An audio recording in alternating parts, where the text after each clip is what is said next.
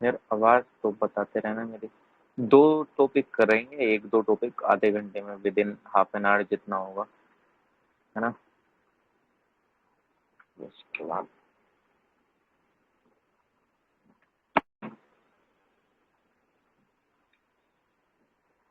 क्या ये एनपीए वगैरह तो शायद हमने कर लिया था, और ये पीसीआर भी कर ही लिया था।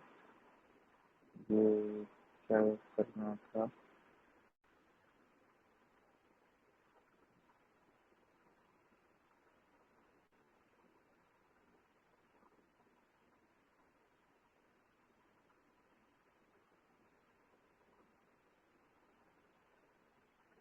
अच्छा ठीक है, ये इनको करने से पहले डीएसएसआईबी और ये एलसीआर लिक्विडिटी कवरेज रेशियो और सीएआर की कैपिटल एडिक्वेसी रेशियो वगैरह थोड़ा सा देख लेते हैं, है ना। फिर उसके बाद इन पे आ जाएंगे सिस्टमेटिकली इंपॉर्टेंट बैंक्स वगैरह पे, जो होती हैं जस्ट लाइक जैसे हमारी एचडीएफसी हो गया, जितनी भी बड़ी बैंक्स वगैरह हो जाती हैं, आईसीआई एसबीआई वगैरह। उसका है एक टॉपिक, मतलब दो टॉपिक तो वही हो गए, एक ये क्या नाम है, सीएआर, एक एलसीआर, एक डीएसएसआईबी, डीएसआईबीएस, और एक अगर करना चाहें तो जो खत्म हो सकता है टाइमली, हाँ लिबोर का कर, ठीक है ये कर सकते हैं, LIBOR London interbank offered rate, ये कर सकते हैं, कोई दिक्कत नहीं। तो देख लेंगे, बेसिक चाहिए को स्टार्ट करने से पहले। अभी टोकनाइजेशन का बहुत ज्यादा कंसेप्ट चल रहा है, बहुत ज्यादा। टोकनाइजेशन में एक, जैसे हम एक टर्म है, एक टर्म क्या है यार, जो को पता होगा, एन। ठीक है, सही वॉइस नहीं आ रही आपकी।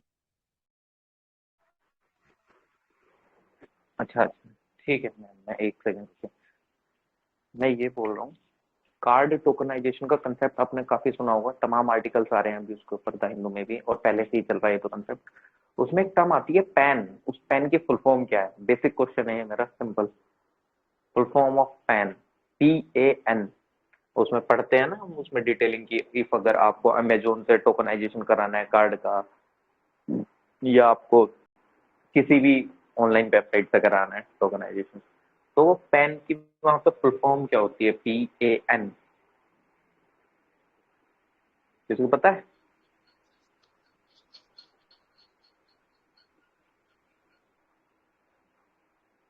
हेलो, परमानेंट कुछ बोल, अकाउंट नंबर पैन। क्या? Permanent account number, permanent account number बोल रहे हैं ना आप? हाँ हाँ सर, वही होता है शायद, permanent account number, I think. वहां पे टोकनाइजेशन का मतलब पैन से नहीं होता है, मैं वही चीज को समझाने के लिए ये क्वेश्चन पूछा हूँ। वहां होता है प्राइमरी अकाउंट नंबर। जो आप लोगों ने फुल फॉर्म बताई है ना पैन की, वो बताइए आपने पैन कार्ड की, जो इनकम टैक्स के थ्रू आपका जो पैन कार्ड इशू होता है, उसकी फुल फॉर्म होती है परमानेंट अकाउंट नंबर, जो कि आपके इनकम टैक्स स्लैब को, ये सारी चीजें आईटीआर फाइल करने में यूज होता है। बट वहां पे जो है ना पैन, वो है प्राइमरी अकाउंट नंबर, जो आपका कार्ड नंबर होता है ना, जिसका टोकनाइजेशन होता है, जो प्राइमरी अकाउंट होगा, वो वो कहलाता है, मतलब जो आपका लिंकेज होगा बैंक से, है ना। मतलब वहां पे वो वाला पैन कार्ड का नंबर नहीं है, वो जो पैन को दिखा रहा है, वो वाला पैन दिखा रहा है, प्राइमरी अकाउंट नंबर, जो आपका बेसिकली एटीएम डेबिट कार्ड वगैरह ये वाले जो नंबर्स होते हैं। इसलिए मैंने ये क्वेश्चन पूछा भी था, है ना। थोड़ा कंफ्यूजन हो जाता है कि वो वाला पेन क्या है, ये पेन क्या है। अच्छा चलो ठीक है, कोई दिक्कत नहीं है। ये हमने एनपीए वगैरह देख लिया था, तो सीएआर देख लेते हैं एक बार, क्योंकि हम एनपीए वगैरह के वो भी देख लेते, सब टाइप सब स्टैंडर्ड एसेट क्या होता है, फार्मर का कैसे एनपीए डिसाइड करा जाता है, कितनी क्रॉप्स वगैरह, शॉर्ट टर्म ड्यूरेशन की क्रॉप कौन सी होती है, लॉन्ग ड्यूरेशन की क्रॉप पे कैसे डिसाइड करा जाता है, कौन से लॉस एसेट होते हैं, डाउटफुल एसेट्स वगैरह, ये हम देख चुके थे, है ना। पीसीआर भी देख लिया था, क्योंकि पीसीआर के अंदर कैसे रेट डिसाइड होता है। नेक्स्ट आती है हमारी capital adequacy ratio. Capital adequacy ratio, आप समझो कि एक, जैसे हम कमेटी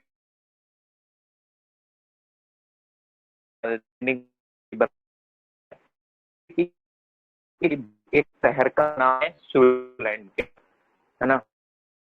है आवाज नहीं आ रही है अच्छे से।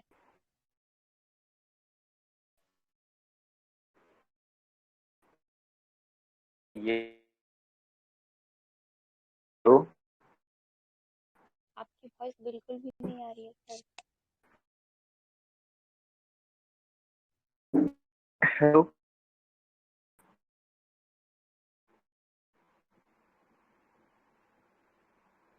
हेलो हाँ हाँ, अब आ रही है, अब आ रही है। अभी ठीक है। हाँ, अभी ठीक है ना? अभी ठीक है। तो हाँ हाँ हाँ, तो मैं ये बोल रहा था कि बेसल बेसिकली एक जगह का नाम है स्विट्जरलैंड में। तो वहाँ पे एक तरीके से जो वहाँ पे कमेटी वगैरह बैठी थी, वहाँ पे एक सुपरविजन हुआ था बैंक ऑफ इंटरनेशनल सेटलमेंट के अंदर, बेसल कमेटी का। तो वहाँ पे एक चीज देखा गया, हम जैसे देख रहे थे ना एनपीए में यार, तमाम रिस्क हो जाता है, तुमको लोन दे रहे हैं, लोन नहीं दे पाते, मतलब बैंक को तो रिस्क रहता है ना लोन देने के बाद भी कि क्या पता मेरा रिटर्न आएगा कि नहीं आएगा, वो सारी चीजें लगी रहती है। जैसे मैं आपको बता दूं, मैं किसी शहर को क्रिटिसाइज नहीं कर रहा, जैसा मैंने सुना है मैं उस बेसिस पे बता रहा हूँ, मैंने देखी नहीं है पर्सनली वो चीज। मध्य प्रदेश में एक शहर पड़ता है, वो शहर पड़ता है, शहर नहीं डिस्ट्रिक्ट, आई थिंक भिंड है, भिंड डिस्ट्रिक्ट ग्वालियर के पास, मुरैना के पास। भिंड डिस्ट्रिक्ट में आज भी बजाज अपना फाइनेंस नहीं करती है, क्योंकि वहां पे मतलब पैसे देने मतलब कि आपको वापस नहीं मिलना, है ना? बजाज फाइनेंस वहां पे फाइनेंस नहीं करता है। अभी की कंडीशन मैं नहीं जानता, मेरा फ्रेंड है तो इसलिए मेरे को बताया था उसने। तो मतलब आप ऐसा समझ, मतलब बेसिकली आपका रिस्क काफी हद तक रहता है ना लोन देने में, कि रिटर्न होगा कि नहीं होगा, भले से उसने कितने भी डॉक्यूमेंट, कितना भी प्रूफ आपको जमा कर दिया हो, A to Z कुछ भी हो गया हो, लेकिन तब भी यार वो चीजें रहती है ना जो कि वो हम पहले भी देख चुके हैं जब हम एनपीए को देख रहे थे। तो उस चीज से रिलेटेड एक कमेटी बैठी, बेसल कमेटी। अब उसने क्या करा, उस रिस्क को कम, मतलब एक तरीके से एक रेशियो डिसाइड करा। रेशियो किसका, कि मतलब कितनी एक तरीके से बैंक की, मतलब बैंक की कैपिटल को लेके एक रेशियो डिसाइड करा गया। मतलब जस्ट लाइक ऐसा है, मान लो मैं एग्जांपल दे रहा हूँ हाइपोथेटिकली, जो मैं उस दिन भी दे रहा था, कि आप बाहर दिल्ली में रह रहे हो, आप 10,000 आपके घर से आते हैं, 8,000 आपके खर्च हो गए, 2,000 आपके पास हैं, 500 रुपए आप उसमें ऐसी सेविंग रखते हो कि इन केस ऑफ इमरजेंसी आप उन 500 रुपए को यूज कर पाओ, है ना? मतलब 2,000 जो आपके पास बचे, सारा खर्चा निकालने के बाद 10,000 में से, उन 2,000 में से आप 500 रुपए सेविंग के लिए रख लेते हो और 1,500 खर्च कर लेते हो अपना जो भी आपका एक्सपेंसेस वगैरह। 500 रुपए क्यों रखते हो? वो केस ऑफ इमरजेंसी आप उसको यूज कर पाओ, है ना? ताकि अगर आपको कोई दिक्कत हो तो आपको कहीं से, मतलब एक तरीके से इतनी दिक्कत ना हो, मतलब अगर आपको 600 रुपए की जरूरत है तो आपको 100 रुपए ही लेने पड़ेंगे उधार पे, ना कि आपको 600 के 600 लेने पड़ेंगे, है ना? सिर्फ आप, क्योंकि 500 तो आपके पास ऑलरेडी है, तो वहां पे थोड़ा सा एक मैक्स वो हो जाता है ना, कि डेट वाला जो एक दिक्कत है वो कहीं ना कहीं वो होगी मैनेज, कि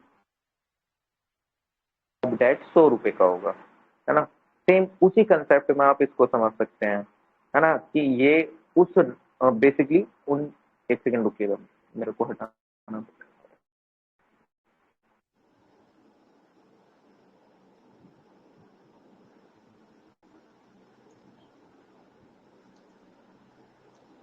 एक मिनट, ये बताइए मेरी आवाज आ रही है कि नहीं आ रही है?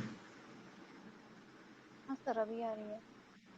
बिल्कुल आ रही है आपकी आवाज धुआंधार। हेलो हाँ हाँ, आ रही है सर, आ रही है अभी।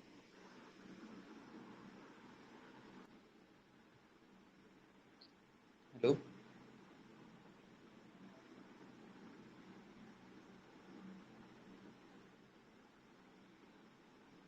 हेलो हाँ हाँ, आ हाँ रही है जी, सर। अभी आ हाँ रही है। जी sir, you are audible. Okay okay okay, है ना? तो बेसिकली मतलब थोड़ा सा करते हैं, नेटवर्क इशू ना हो जाए इस वजह से कर लेते हैं उसको जल्दी। तो सीआर बेसिकली आपका वो बैंक कैपिटल का रेशियो है जो कि आपको उस रिस्क को मिनिमाइज करने में कहीं ना कहीं हेल्पफुल होता है ना? मतलब बेसिकली आपका एक तरीके से, मतलब आप ऐसा समझ लो कि आपके पास कितनी कैपिटल है, मतलब कैपिटल इन द सेंस कि पैसा। हमने उस दिन दो चीजें और पढ़ी थी ना, मतलब थोड़ा सा एसेट और क्या नाम है, लायबिलिटी वगैरह, है ना। उस दिन जिस दिन हम ये एनपीए वाला कर रहे थे, है ना, तो उस आई थिंक उस चीज़ को रिपीट करने की यहाँ पे कोई मैं ज़रूरत नहीं समझता। तो अगर कोई ज़रूरत होगी तो हम कर लेंगे बाद में फिर भी उस चीज़ को, है ना। मतलब आप ऐसे समझ लो कि इन द हम एक कैपिटल, मतलब जस्ट लाइक जैसे बैंक है। अब बैंक के पास 10 लाख रुपए हैं और उससे कोई लोन लेने आ जाता है और वो उसको 5 लाख दे देती है। अब 5 लाख दे देती है, अब उसको क्या करना था, उसको 10 लाख रुपए में जो उसके पास ऑलरेडी 10 लाख रुपए थे, 10 लाख रुपए में उसको सैलरी वगैरह ये सब प्रोवाइड करनी थी काफी अच्छे से, या जो सारा मैनेजमेंट वगैरह था। उसने ये सोचा कोई नहीं, हाइपोथेटिकल सिनेरियो बता रहा हूँ लेकिन ऐसा होता नहीं है, बट मैं हाइपोथेटिकल बता रहा हूँ। उसने ये सोचा कि एक काम करते हैं, इसको अगले साल अगले महीने मतलब थोड़ा सा सैलरी उलरी दे देंगे, अभी एक काम करते हैं, कोई लोन लेना है, इसको इंटरेस्ट है और ज्यादा पैसा जाएगा। हाइपोथेटिकल बता रहा हूँ, ऐसा रियलिटी में पॉसिबल नहीं है, हाइपोथेटिकली देखिएगा इस चीज को, है ना। मतलब ऐसा रियलिटी में नहीं कि 2 महीने के लिए आपने आपकी बैंक ने सैलरी लो ली, ये वो। मैं सिर्फ और सिर्फ एक इमेजिनेशन वाला एक एग्जांपल बता रहा हूँ, है ना। तो 5 लाख रुपए कोई लोन लेना आ गया, वहां पे ज्यादा हाई ऑफ इंटरेस्ट मिल रहा है, हाई रेट ऑफ इंटरेस्ट, वो ले गया तब भी क्योंकि उस बंदे को नीड थी, वो 20% के ब्याज पे ले गया वहां से। अब अगले महीने उसको काफी अच्छे से रिटर्न मिल जाएगा, मान लो शॉर्ट टर्म के लिए ले लिया उसने, और शॉर्ट टर्म में उसने काफी अच्छा इंटरेस्ट रेट दे देता है। लेकिन क्या होता है इन केस इफ अगर वो हाई इंटरेस्ट रेट पे ले जाए और वो पैसा दे ही ना, अगले महीने तो सैलरी देने में उनको दिक्कत आ जाएगी ना, जो उसका सारा मैनेजमेंट था वो सारा पूरा हिल जाएगा, है ना। तो अब उन उस केस में कैसे उस रिस्क को मैनेज करेगा, तो उस केस में ये रेशियो डिसाइड करेगा। बेसिकली आप इतना परसेंट अपने पास होल्ड कर सकते हैं, मतलब जस्ट लाइक जैसे हम अपना पीसीआर में देख रहे थे ना, कि बैंक को एनपीए के अंदर अपना रिस्क को कवरेज करने के लिए कुछ एक परसेंटेज, मतलब जो प्रॉफिट का था उसको होल्ड, मतलब अलग अलग कैटेगरीज में बता दिए कि आप इतना होल्ड कर सकते हैं। मतलब इफ अगर आपका सब स्टैंडर्ड एसेट है तो 40% आप अपने प्रॉफिट का रख सकते हैं, डाउटफुल एसेट में आप 25 से 40%, ये सारा हमने देखा था, है ना। तो सेम बेसिकली यहाँ पे भी वैसा ही है, बट ये कैपिटल है, मतलब एक तरीके से जो एक आप ऐसा समझ लो कि कैपिटल टू रिस्क, जैसे ये बोल रही है इसकी डेफिनेशन भी क्या, it is also known as the capital to risk weighted asset ratio, CRAR के नाम से भी इसको बेसिकली जाना जाता है। कि जो एक मतलब एक तरीके से आप इसको ऐसे भी समझ सकते हो कि जो बैंक की कैपिटल होती है, वो बैंक की कैपिटल कितना रिस्क को झेल सकती है, कितने, तो उस चीज को मतलब बेसिकली कितना परसेंट उसको मेंटेन करके चलना चाहिए, जिस हिसाब से कि वो आने वाले रिस्क को एक तरीके से झेल पाए। तो अलग अलग कमेटीज बैठी थी, एक बेसल 1 बैठी थी 1998 में, बेसल 2 2004 में, बेसल 3 2009 में, तीन अलग अलग कमेटी, मतलब कमेटी बोल रहा हूँ, है ना।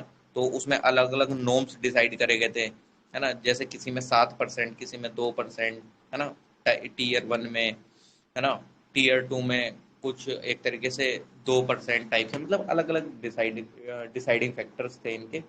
अब जस्ट लाइक आप बेसल 3, मतलब आप इनका देखो तो बेसल 1 में जैसे कि इन्होंने डिसाइड कर लिया था एक तरीके से कि 9% का, 9% में कैसे कि मतलब एक तरीके से बैंक भारत भारत में बैंक को मेंटेन करने की जरूरत है 9% CAR, जिसमें कि टीयर 1 कैपिटल 7% का होना चाहिए, टीयर 2 कैपिटल 2% का, मतलब कुल मिला के आपको कवरेज रेशियो 9% का मेंटेन करना है।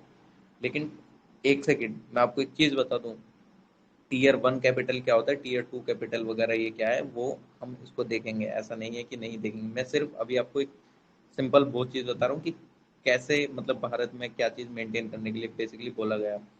तो CAR जो इंडिया में मेंशन करा गया कि 9% आपको मेंटेन करना है। अब यहाँ पे ये चीज आ जाती है कि टीयर 1 कैपिटल क्या है, टीयर 2 कैपिटल क्या है।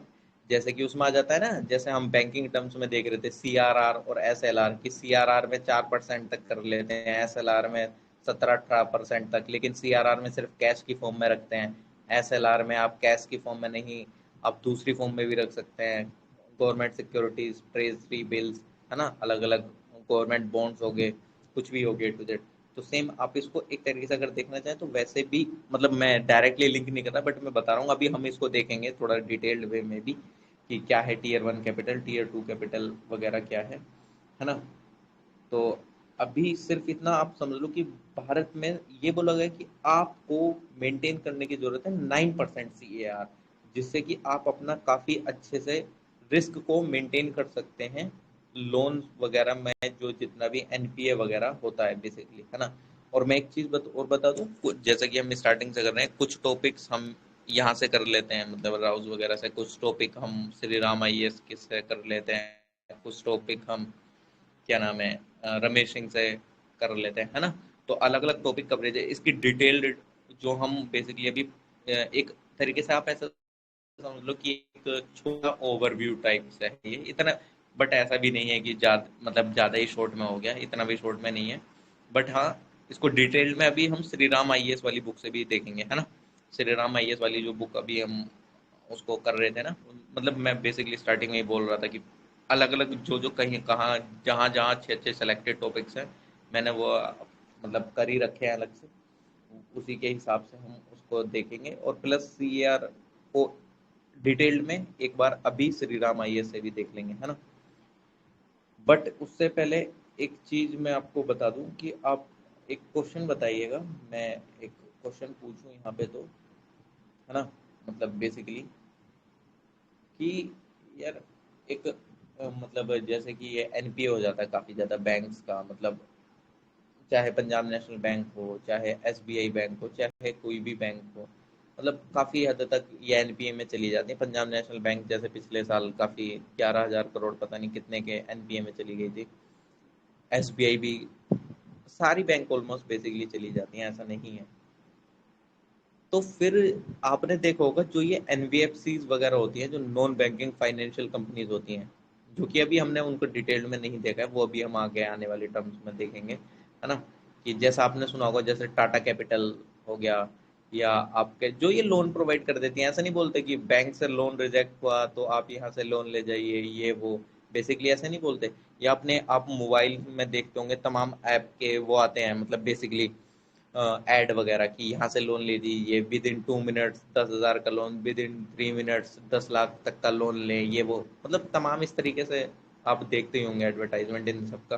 काफी ऐप है, जेस्ट मनी, हीरो फाइनेंस कोप, मतलब रुपए का, मतलब अलग अलग नाम, मुझे तो नाम सुन के ही मतलब थोड़ा वो लग जाता है, मैं भाई नाम तो सही रख लेते, बडी लोन, ये मतलब अलग अलग लोन के वो चल रहे हैं बेसिकली ऐप वगैरह। अभी तो वैसे RBI ने इनको अपने अंडर में लेने की कोशिश करी है, क्योंकि मेंटल स्ट्रेस बहुत देते हैं ये। और प्लीज मैं तो ये रिक्वेस्ट भी करूंगा कि इन सब ऐप से पैसे ना लें तो ज्यादा सही है। कभी मैं तो ये मतलब इन फ्यूचर आपको जरूरत ना पड़े कभी, मैं ऐसे वो कर रहा हूँ, लेकिन अब अगर सोचे भी ना तो ना लीजिए तो बेहतर है। आप अगर 1,000 लेते हैं ना तो ये दुगने 2,000 देने पड़ेंगे, प्लस ये आपको मेंटल स्ट्रेस इतना दे देंगे, लगातार सुबह शाम तक कॉल करते रहेंगे, प्लस जो आपने नंबर इसमें दिए होंगे वो सारे भी आपको परेशान करते रहेंगे। उस चीज को देखते हुए भी RBI ने इनको अपने अंडर में लिया है बेसिकली, उनको कंट्रोल करने के लिए, क्योंकि मेंटल स्ट्रेस बहुत ज्यादा बढ़ रहा था लोगों का, और काफी हद तक सुसाइड भी कर रहे थे उस टाइम। तो ये निकल मतलब उस टाइम परेशानी में तो आपको चलो ठीक है जैसी तैसी हेल्प हो गई इनसे, लेकिन बाद में जब ये खुद परेशानी देते हैं तो एक मेंटल डिसऑर्डर वाली चीजें देखने को मिल रही थी, क्योंकि ये आपके फोन का एक्सेस पूरा ले लेते हैं। तो धमकी टाइप से दे रहे थे, अभी हाल फिलहाल की आप देख रहे होंगे द हिंदू में तमाम आर्टिकल्स आ रहे थे, है ना। मतलब धमकी टाइप की देते हैं कि आपके फोटोज हम लीक कर देंगे, आपके फोटोज इधर उधर हम सेंड कर देंगे आपको, मतलब बेसिकली ऐसे ही तक ये धमकियां दे देते हैं। तो इस चीज को कंट्रोल करने के लिए बेसिकली अभी RBI ने इनको अंडर में लेने की कोशिश, मतलब काफी हद तक वैसे इनको ये कर रहा है ना। तो ये बताइए, ये जो आपके जो मनी लेंडर्स होते हैं, जैसे आप ब्याज वगैरह पे हम अपने यहाँ पैसे वगैरह ले लेते हैं, है ना, जैसे बोलते हैं ना, मतलब जैसे कि एक मतलब होते ही है बेसिकली, जो मनी लेंडर होते हैं वो अपन दे देते हैं कितने रुपए पे आप ले जाओ ये वो। तो क्या वो भी RBI के अंडर में कंट्रोल होता है क्या? वो इतने हद आपने देखा नहीं कि मशहूर रहते हैं कि यार वो तो इतने इतने पैसे उधार पे दे रहा है, उसकी तो मतलब काफी हद तक दे देते हैं, 25-10 लाख रुपए उधारी पे दे देते हैं, है ना। तो क्या उन पे भी RBI के रेगुलेशन लगते हैं क्या? वो कैसे कर पाते हैं? मतलब बेसिकली यार मेंटल स्ट्रेस तो वो भी देते हैं, इफ अगर आप किसी से पैसे ले ले तो उधार पे, है ना, वो काफी मतलब उसकी पॉलिटिक्स में भी बहुत ज्यादा पहुंच है, और प्लस वो आपको काफी मतलब मदद, मतलब बेसिकली 10 लाख रुपए दे दिए आपने। तमाम केस सुनते हो गए यार कि 10 लाख रुपए लिए थे 3-4 साल पहले, अब उसके 64 लाख रुपए हो गए, है ना, 64 लाख हो गए, उस ब्याज वगैरह लग के या इतने हो गए, उसने सुसाइड कर लिया। बेसिकली तमाम आती रहती हैं ये चीजें। तो क्या वो भी आरबीआई के अंडर आते हैं कि कैसे, मतलब वो कैसे लोन दे दे रहे हैं? मतलब बेसिकली यार अगर कोई लोन दे रहा है तो कुछ तो होगा, या तो वैसे ही दे रहे हैं, या ये एक तरीके का कुछ ब्लैक मार्केटिंग टाइप से चल रहा है कुछ, है ना। कोई बोलना चाहेगा कि हाँ ये इनको इनको कोई भी रेगुलेट भी करता है कि नहीं करता है, कुछ ऐसा? सिर्फ यस या नो में बता दीजिए कि, और जो भी आपको लगता है, क्या इनको भी कोई रेगुलेट करता है, जो ये मनी लेंडर्स होते हैं, जो ये उधारी पे पैसा देते हैं? सर मुझे नहीं लगता कि आरबीआई के अंडर में ये समझाता है कि जो मनी लैंडर्स को पैसा देते हैं वो। हाँ हाँ, क्या बोल रहे हैं? मैं ये कह रही हूँ कि आप जैसे जो पैसा आप देते हैं ना वो मतलब मुझे नहीं लगा कि आरबीआई के अंडर में वो जाता होगा। अच्छा, देखो सबसे पहली बात, मनी लेंडर को अगर कोई बड़े लेवल के, वैसे ये चीजें यार लॉस तो ज्यादा फॉलो नहीं होते, है ना, बेसिकली लॉस के लूप होल निकल आते हैं। मनी लेंडर को भी एक सर्टिफिकेट लेना पड़ता है बेसिकली, शायद ब्लॉक लेवल से या डिस्ट्रिक्ट लेवल से, आई थिंक, इफ अगर वो इस तरीके का काम कर रहा है तो। लेकिन छोटे मोटे, मतलब छोटे मोटे क्या, अधिकतर आपको सिर्फ ऐसे ही देखने को मिल जाएंगे, उन कुछ सर्टिफिकेट भी नहीं होता है। विदाउट एनी सर्टिफिकेशन वो आपको मनी दे, मतलब उनको किसी ने ऑथोराइज नहीं करा है, वो सिंपल आपको पैसे दे रहे हैं, है ना। अब वो इतना ज्यादा मेंटल प्रेशर क्रिएट कर देते हैं कि बाद में बंदा आके सुसाइड कर लेता है ना। तो अभी उन पे अभी थोड़ा सा may be I think policy आए, क्या पॉलिसी तो नहीं बोलूंगा, बट हाँ थोड़ा सा उनको रेगुलेट करने की बात जो भी है एक तरीके से चले। मतलब बेसिकली उनके लिए भी सर्टिफिकेट वाली चीजें हैं, बट किसी के पास देखने को नहीं मिलेगा, वो सिर्फ एक डॉक्यूमेंटेशन वाली चीज हो जाती है ना। इम्प्लीमेंट उस वे में नहीं हो पाती है ना। चलो एक एलसीआर पढ़ने से पहले एक बार ये डीएसआईबी को देख लेते हैं ना, मतलब लिक्विडिटी कवरेज रेशियो को देखने से पहले, ये क्या होता है basic, domestic systematically imported bank. इसको आपको हेडिंग से ही पता चल गया होगा कि आपने एक स्लोगन सुना होगा ना, स्लोगन बोल रहा हूँ, मतलब बेसिकली वो मशहूर है क्या, टू बिग टू फेल। अगर ये बैंक फेल हो जाती है तो बेसिकली मतलब काफी दिक्कत क्या, मतलब काफी परेशानी वाली बात से हम महसूस करेंगे। मतलब जस्ट लाइक आपको सबसे बड़ी बैंक कौन सी लगती है, जस्ट लाइक एसबीआई वगैरह, है ना। एसबीआई में कितने कस्टमर्स जुड़े हुए हैं, अगर उसमें कोई दिक्कत आती है तो कस्टमर का जो एक ट्रस्ट लेवल है, जो गवर्नमेंट का एक बैंकिंग इंक्लूसिवनेस का एक ऑब्जेक्टिव है, वो कहीं ना कहीं वो दिक्कत में आ जाएगा। मतलब मान लो हाइपोथेटिकली सिनेरियो, कल को एसबीआई ऐसा हो जाता है कि जिन लोगों को उसमें पैसे जमा हैं उनको पैसे नहीं मिलते हैं। बेसिकली उसने ऐसा मान लो कि उसने सारे जितना भी पैसा लोगों ने डिपॉजिट करा था, जो हमारे जैसे आम नागरिक थे, वो उन सारे पैसों का उसने मतलब जो टॉप मिडिल मतलब टॉप इंडस्ट्रियल क्लास जो है उसको उसने लोन दे दिया, और वो सारे पैसे लेके भाग जाते हैं। अब बेसिकली गवर्नमेंट भी कितने रुपए की सिक्योरिटी देती है आपको, 5 लाख की, है ना, कि 5 लाख रुपए तक की। अब आपके अकाउंटों में मतलब मान लो कि आपके 10 करोड़ जमा है बेसिकली, ये 5 करोड़ जमा है ना। उस केस में क्या सिनेरियो होगा, आप खुद सोचो कि कितना एग्रेसिव पन होगा। आई थिंक 60 करोड़ लोग उससे जुड़े हुए हैं, जितने भी लोग जुड़े हुए हैं उस बैंक से, एसबीआई से। तो उनमें एक ऐसा आक्रोश निकल के आएगा कि एक बेसिकली सब सड़कों पे आ जाएंगे, एक तमाम मतलब एक कंडीशन आपको ऐसी देखने को मिल जाएगी कि जो आपने सोची भी नहीं होगी, कि क्योंकि लोगों का पैसा उनका मेहनत का पैसा है, और एसबीआई ने वो इंडस्ट्रियल लोगों को दे दिया है और वो लेके चले गए हैं। अब एसबीआई इतने काबिल नहीं है कि वो सारा सारा पैसा लौटा पाए, भाई पूरा इकोनॉमी हिल जाएगा। मतलब पूरा इकोनॉमी क्या, मतलब काफी हद तक वो इम्पैक्ट करेगा इकोनॉमी पे भी। तो उस केस में उसको बोलते हैं ना टू बिग टू फेल, है ना, काफी इम्पैक्ट पड़ेगा। तो वो कौन कौन सी बैंक हैं अगर वो फेल हो जाती हैं, जो कि काफी इम्पैक्ट आपको देखने को मिलेगा, है ना, बहुत ज्यादा। जो कि अभी डीएसएसआई, इसका भी एक क्राइटेरिया है बेसिकली, इनको इनको बेसिकली वो करने का, कि कौन सी बैंक DSIB में आएंगी कि नहीं आएंगी, तो आपकी 3 बैंक आती हैं इसमें। एक जो मैं SBI बोल रहा था, SBI, HDFC और ICICI, ये 3 बैंक है। काफी मतलब काफी बड़ी बैंक है अपने आप में ये भी। अगर ये फेल हो जाती हैं तो कहीं ना कहीं मतलब दिक्कत वाली बात आपको देखने को मिलेगी। मतलब बेसिकली आपको एक सबसे पहला trust factor, second banking inclusiveness नहीं हो पाएगी बिल्कुल भी, क्योंकि बिल्कुल भी तो नहीं बोलूंगा बट बहुत हद तक इम्पैक्ट होगी। जो गवर्नमेंट DBT करती है, डायरेक्ट बैंक ट्रांसफर, वो पूरी तरीके से इम्पैक्ट हो जाएगा, है ना। विश्वास नहीं करेंगे उन चीजों पे फिर, है ना। अकाउंट खुलाएंगे नहीं, अकाउंट का यूज करना धीरे धीरे डिक्लाइन हो जाएगा। तो इसका एक इम्पैक्ट बहुत ज्यादा मतलब काफी हद तक इन सारी चीजों पे भी पड़ता ही है ना। अब इसमें आ जाता है कि चलो ठीक है, कोई दिक्कत नहीं है। अब DSSIB बैंक को कौन डिक्लेयर करता है कि ये बैंक बेसिकली हमारे लिए इम्पोर्टेंट है ना।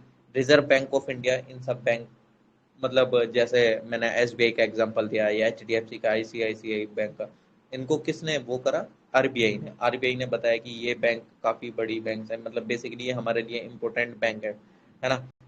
डोमेस्टिकली, ये डोमेस्टिकल लेवल पे बात हो रही है कि हमारे भारत में ये 3 मतलब ये वाली बैंक काफी इंपॉर्टेंट रोल प्ले करती हैं, है ना। बेसिकली क्यों?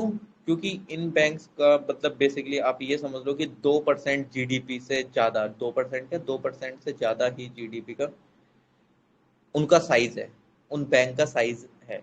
जो हमारे लिए इंपॉर्टेंट बैंक, जैसे मैंने आपको बताया SBI, HDFC, ICICI बैंक, मतलब 2% जितनी हमारी GDP है ना, मतलब उसका 2% इन मतलब ये है, इनका बराबर साइज है। बेसिकली हमारी GDP का 2% के बराबर ये बैंक्स है ना।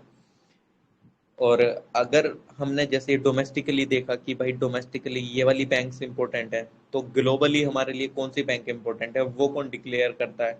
वो डिक्लेयर करता है आपका फाइनेंशियल स्टेबिलिटी बोर्ड। मतलब ये जो 3 बैंक थी, ये डोमेस्टिकली मतलब हमारे भारत के लिए इंपॉर्टेंट बैंक्स हैं। अब ग्लोबली यानी कि जो पूरे विश्व में, जैसे कि एक कहावत मशहूर थी ना क्या, कि इफ अगर अमेरिका को छींक आती है तो पूरे विश्व को जुकाम लग जाता है ना। तो जैसे कि आप अभी सिनेरियो भी देख रहे हैं, फेड रिजर्व बढ़ा है तो आपके रेपो रेट पे इफेक्ट देखने को मिल रहा है। रेपो रेट पे इफेक्ट देखने को मिल रहा है तो कहीं ना कहीं आपके मतलब इंडिया भी अपनी पॉलिसी चेंज करता है। देखो यार, ऑब्वियसली बात है, आपकी मॉनेटरी पॉलिसी भी बेसिकली फेड रिजर्व के अनुसार भी फ्लक्चुएट होती है। और वो अलग बात है, हमारी कुछ सिनेरियो भी बन जाता है अंदर इन्फ्लेशन वगैरह का विद इन कंट्री, तो उस टाइम भी हमारा रेपो रेट वगैरह वो तो होता रहता है ऊपर नीचे वगैरह, है ना। तो अभी आपने देखा होगा कि डॉलर के $1 के मुकाबले रुपी 2 रुपीज हो गया है ना। तो बेसिकली यार फेड रिजर्व काफी अच्छे से रोल प्ले करता है ग्लोबली भी, है ना। आपने क्वेश्चन भी आया था शायद प्रीलिम्स में पिछले साल, ये कि क्या क्या इम्पैक्ट पड़ता है, किस किस चीज पे इम्पैक्ट पड़ता है। तो बेसिकली ग्लोबली भी कुछ हमारे लिए इम्पोर्टेंट बैंक्स हैं ना। तो वो कौन कौन सी बैंक है उनको कौन डिसाइड करता है? फाइनेंशियली स्टेबिलिटी बोर्ड डिसाइड करता है उसको, है ना। और उसके अंदर कौन कौन सी बैंक अगर आपको देखने को मिले, तो आपको बैंक ऑफ अमेरिका देखने को मिल जाएगी, HSBC, मतलब तमाम बैंक हैं। 75 बैंक इसके अंदर बेसिकली हैं, और 75 बोल रहा हूँ, 30 बैंक, है ना। और मतलब काफी अच्छे से मतलब यार ये आपकी ग्लोबली इकोनॉमिकली काफी अच्छे से इंपॉर्टेंट रोल प्ले करते हैं आपके इंटरनेशनल मार्केट में, है ना। इंटरनेशनल मार्केट में जैसे कि आप मतलब मैं आपको हाइपोथेटिकल एग्जांपल देता हूँ।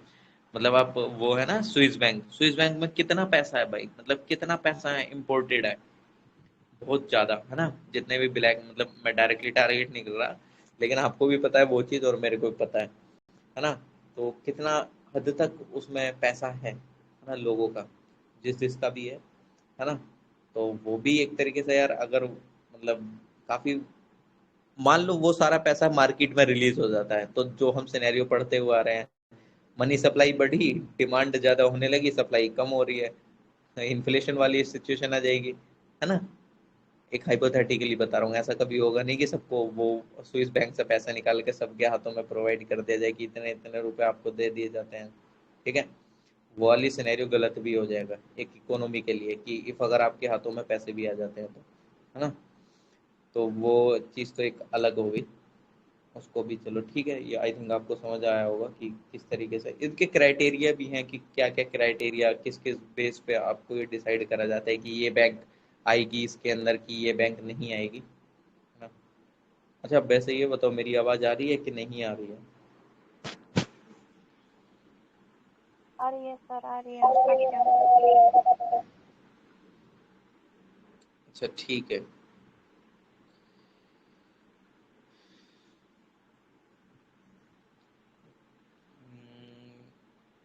इसको करने,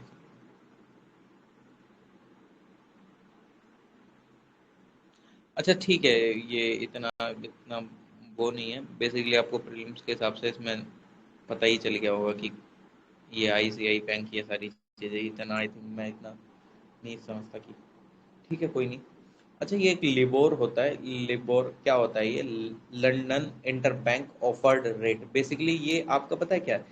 हम एक चीज, हम जिस टाइम पे रेपो रेट पढ़ देते, रिवर्स रेपो रेट पढ़ देते, और मतलब काफी जब हम टर्म्स देख रहे थे, एम एल एस एफ वगैरह ये सारी चीजें देखी, है ना।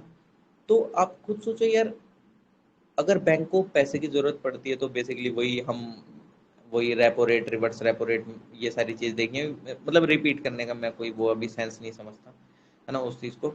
बट आप ऐसे लिबोर को आप ऐसे समझो कि यार डोमेस्टिकली जब बैंक को पैसे की जरूरत पड़ती है, मतलब जस्ट लाइक जैसे पीएनबी बैंक को पैसे की जरूरत पड़ जाती है, ये यस बैंक को मान लेते हैं, यस बैंक को पैसे की जरूरत पड़ जाती है तो वो आरबीआई से वो पैसा लेता है ना। बेसिकली वो रेपो रेट पे तय हो जाता है, रेपो रेट पे हम इसलिए लेंगे, वो एक अलग कंडीशन है उसकी कि डिमांड और सप्लाई वाला खेल भी चलता है। मनी सप्लाई को अगर बढ़ाना है तो वो आरबीआई भी पैसे रिलीज करता है, तो अपना रेट को कम कर देता है कि जिससे कि बैंक पैसे ज्यादा लें, मनी सप्लाई बढ़े, मनी सप्लाई बढ़ेगी डिमांड बढ़ेगी, तो मनी सप्लाई करने के बाद डिमांड एंड सप्लाई का भी सिनेरियो वो क्या करना चाहता है, स्टेबल करना चाहता है ना। ये सारी चीजें होती हैं।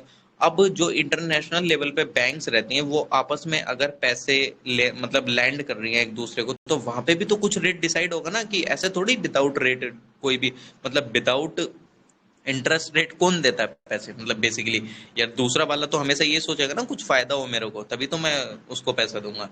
तो लिबोर एक वही एक्सचेंज रेट है बेसिकली, जो एक तरीके से एक बेंचमार्क सेट कर दिया ग्लोबल, जो बैंक्स हैं जो कि आपस में लेन देन करती हैं। बेसिकली मान लो कि दो बैंक्स के बीच में एक वो हो गया कि चलो ठीक है मैं आपको पैसे दे रहा हूँ, कितने परसेंट पे भाई? 4% पे, वही आपका लिबोर है। लिबोर वही रेट है जिस बैंक पे, मतलब जिस रेट पे आपका ग्लोबली एक दूसरे को, मतलब एक, मतलब बेसिकली क्या होता है, पैसे का लेन देन, सिंपल वे में आप इसको ऐसे समझ सकते हैं, है ना।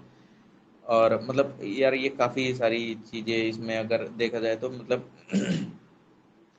मतलब काफी अलग अलग टर्म्स वगैरह भी होती हैं, मतलब लिबोर के ही जैसे टर्म्स हैं, जैसे कि मतलब एक सोनिया करके यूज होती है यूके, यूके में इसको स्टर्लिंग ओवरनाइट इंडेक्स एवरेज करके जानते हैं। जापान में टोनार करके यूज होती है, टोक्यो ओवरनाइट एवरेज रेट। मतलब अलग अलग टर्म्स हैं, आप इनको देखना चाहें देख सकते हैं, है ना, प्रीलिम्स पॉइंट ऑफ व्यू से। बट मैं नहीं समझता कि इतना मतलब मे भी आ जाए, बट हाँ ठीक है, लगता नहीं। फिर भी यूके में सोनिया नाम से जाना जाता है, यूएसए में SOFR secured overnight financing rate, Switzerland SARON Swiss average rate overnight, Japan Tokyo overnight average rate के नाम से, यूरोपियन यूनियन में euro short term rate ESTR. Basically ये वही रेट है इन सिंपल लेमन टर्म्स में, कि ये वो रेट है जो कि ग्लोबली बैंक्स आपस में एक दूसरे को पैसा देने के लिए रेट डिसाइड होता है ना।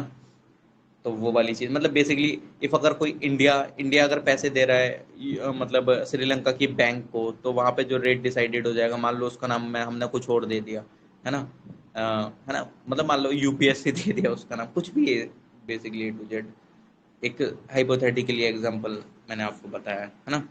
आई थिंक समझ आया होगा, लिबोर भी इतनी हार्ड टर्म नहीं है ये। स्विफ्ट देख लेते हैं, स्विफ्ट काफी न्यूज में चलने वाली टर्म्स है। स्विफ्ट के बाद आई होप कि हम इसको करते हैं थोड़ा सा क्लोज। स्विफ्ट की फुल फॉर्म अगर बताई जाए तो स्विफ्ट की क्या फुल फॉर्म है? Society for world wide interbank financial telecommunication. आप एक बात सोचो यार कि इफ अगर इंडिया ट्रेड कर रहा है रशिया के साथ, इफ अगर इंडिया ट्रेड कर रहा है यूएसए के साथ, चाइना के साथ, फ्रांस के साथ, जर्मनी के साथ, यार वहां पे ट्रांजैक्शन कैसे कर पाता है? हमारे पास तो पेटीएम है, हम 2 सेकंड में अभी दुकान पे जाते हैं, पैसा सामान खरीदते हैं, उसको यूपीआई कर देते हैं, पूछते हैं अच्छा हो गया, हाँ हो गया, गूगल पे यूज कर लेते हैं, फोन पे यूज कर लेते हैं, अमेजोन पे लेटर पे यूज कर लेते हैं, तमाम हमारे पास ऑप्शन है, हम कर देते हैं। अब एनईएफटी जैसे हमारे इंडिया में हम अगर किसी को पैसे लार्ज लेवल पर ट्रांसफर करते हैं तो एनईएफटी कर देते हैं, आरटीजीएस कर देते हैं, है ना, ये सारी सुविधाएं अवेलेबल है।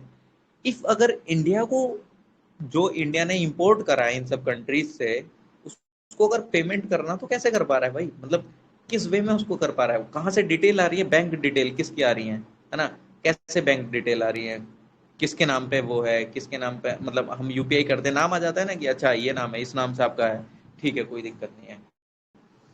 तो बेसिकली स्विफ्ट एक वो, मतलब आप ऐसे समझ लो, आपकी फुल फॉर्म से ही आपको समझ में आ गया होगा, society for world wide interbank financial telecommunication. मतलब ये आपको ऐसा समझ लो कि आपको डिटेल्स प्रोवाइड कराता है बेसिकली, है ना, डिटेल्स प्रोवाइड कराने का काम करता है। ये कोई ऐसा वो नहीं है कि फोन पे टाइप से हो गया या गूगल पे टाइप से, ये बेसिकली आपको इन्फॉर्मेशन प्रोवाइड करा रहा है। मतलब एक बैंक की इन्फॉर्मेशन दूसरे बैंक, मतलब एक just like a mediator, just like कि बैंक, मतलब पंजाब नेशनल बैंक की इंफॉर्मेशन, मतलब जो भी जहां से भी पैसा जा रहा है उसकी इंफॉर्मेशन यूएसए के जिस खाते में जाना है उसको प्रोवाइड करा रहा है, और जिस खाते में यूएसए के आना है उसकी इंफॉर्मेशन ये उसको प्रोवाइड करा रहा है ना। मतलब एक तरीके से ये फंड ट्रांसफर का कोई एक मीडियम नहीं है, ये एक तरीके से एक, मतलब ऐसा समझ लो, एक आपको ऑर्डर बताता है बेसिकली कि यहाँ से इस अकाउंट में इतने पैसे जाने हैं, इसके अकाउंट में, मतलब आपको डिटेल्स प्रोवाइड कराता है। ये कोई ऐसा माध्यम नहीं है जिसके थ्रू आप पैसे ट्रांसफर कर रहे हो, ये कोई फोन पे ऐप नहीं है, ये कोई पेटीएम का ऐप नहीं है, ये सिर्फ एक मीडियम है टू प्रोवाइडिंग इंफॉर्मेशन, है ना, ये इंफॉर्मेशन प्रोवाइड करने का एक मीडियम है ना, जो कि कहाँ पे है इसका हेडक्वार्टर, इसका हेडक्वार्टर ब्रसल्स में, जो कि बेल्जियम के अंदर है ना, बेल्जियम की कैपिटल ही ब्रसल्स है, ये वहीं पे है। 73 में ये फाउंड करा गया था। और अभी आप करंटली न्यूज़ फॉलो कर रहे हैं तो यूएसए ने सैंक्शन लगा दिए रशिया पे, तो स्विफ्ट सिस्टम को वो यूज नहीं कर पा रहा था, तो ट्रेड नहीं कर पा रहा था, है ना, ट्रेड नहीं कर पा रहा था, तो इंडिया ने यूपीआई वगैरह के ऑप्शंस वगैरह दिए, तो रशिया ने बोला कि हम करेंसी में ट्रेड कर लेते हैं, ये थोड़ा सा बार्टर सिस्टम वाला ट्रेड भी हुआ था, है ना, क्योंकि सैंक्शन लगा दिया स्विफ्ट की, उससे इन्फॉर्मेशन नहीं मिल रही है तो कैसे कर लो पाएगा ट्रांसफर वगैरह, कैसे कैसे ट्रेड कर पाएगा, अनुज भैया, है ना वो।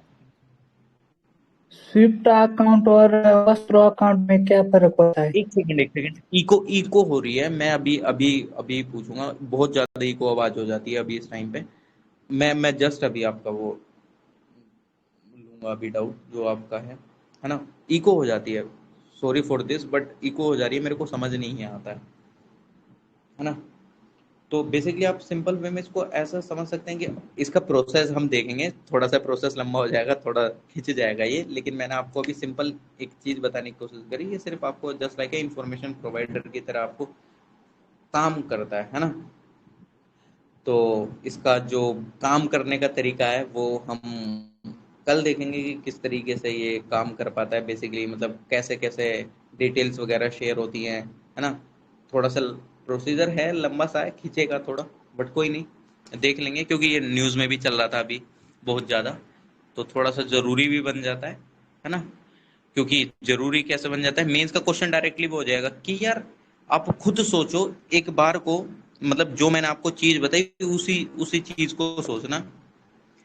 इंडिया ट्रेड कर रहा है अदर कंट्रीज के साथ, इंडिया इज डिपेंडेंट, मतलब मान लो जस्ट लाइक जैसे एपीआई के लिए चाइना पे डिपेंडेंट है, फार्मास्यूटिकल इंडस्ट्रीज के लिए एक्टिव, वो अलग बात है, हम धीरे धीरे सेल्फ रिलायंट होने की कोशिश कर रहे हैं, बट सेल्फ रिलायंट का भी डायरेक्टली मीनिंग ये नहीं है कि सारी चीजें हम इंडिया में ही मैन्युफैक्चर करेंगे, वो उसकी हम गलत इंटरप्रिटेशन कर लेते हैं सेल्फ रिलायंट वाले शब्द की भी।